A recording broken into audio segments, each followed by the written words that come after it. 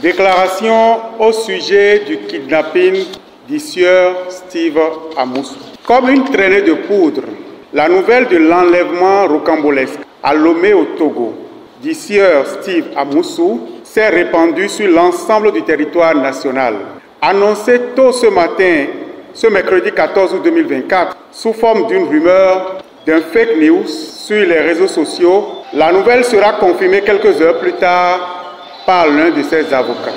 Les détails de son enlèvement, tels que l'intéressé lui-même le lui aurait exposé, indiquent que M. Steve Amoussou, résident à Lomé au Togo, a été appréhendé nuitamment, puis contraint de monter à bord d'un véhicule par des individus masqués qui n'ont pas décliné leur identité. Conduit en territoire du Bénin, M. Steve Amoussou a été remis entre les mains de la police. Cette implication de la police, dite républicaine du Bénin, a été confirmée par la notification de la garde à vue de l'intéressé et légitimée par sa présentation au procureur spécial près la Criette qui a ordonné son dépôt en prison.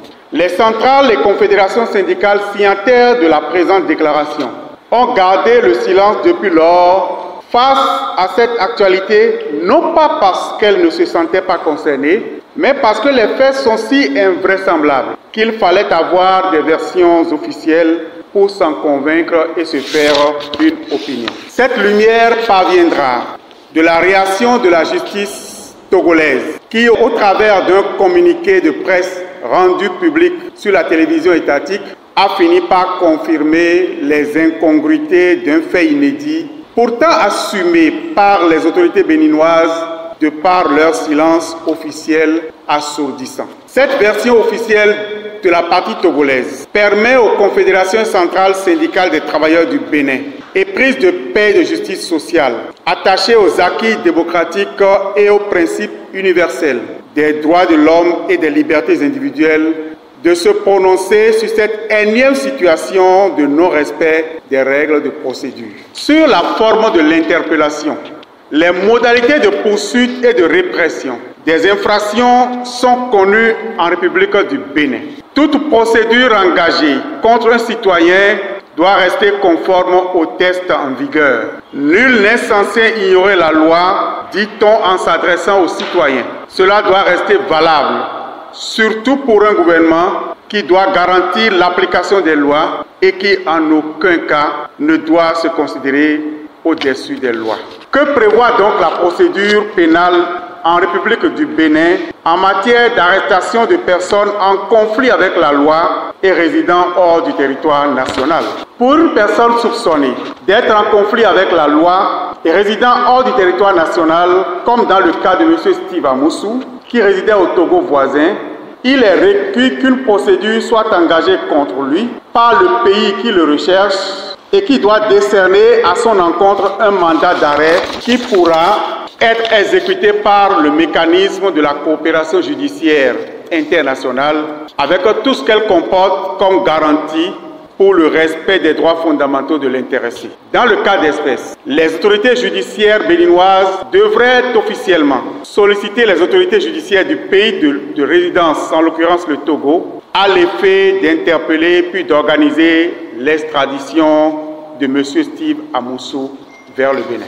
Les circonstances de l'enlèvement de M. Steve Amoussou et le silence coupable du gouvernement béninois, de même que celui des autorités judiciaires du Bénin, nous permettent d'affirmer que ces règles régissant la poursuite en la circonstance n'ont pas été respectées.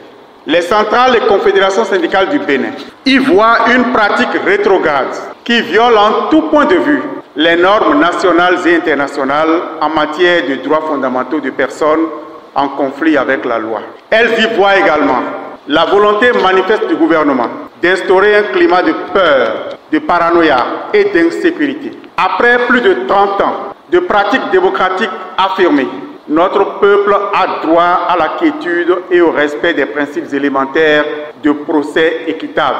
Les citoyens béninois ont droit à la garantie de la protection des personnes, des biens et capitaux, à la fois sur toute l'étendue du territoire national, mais également à l'extérieur du pays. Sur le jugement attendu de M. Steve Amoussou, La Constitution de la République du Bénin est très stricte sur le caractère sacré de la personne humaine et sur son inviolabilité, tout comme la prohibition de la torture, des sévices, des traitements cruels, inhumains ou dégradants. Jusqu'à présent, et jusqu'à preuve du contraire, M. Steve Amoussou bénéficie de la présomption d'innocence. Il doit bénéficier à cet effet de traitements équitables dans le respect strict de la Charte africaine des droits de l'homme et des peuples et dans le respect de la Constitution du Bénin. C'est pourquoi les centrales et confédérations syndicales du Bénin s'interrogent sur ce que vaut un procès dont la fondation est faite de violations flagrantes et graves des droits élémentaires de la personne mise en cause.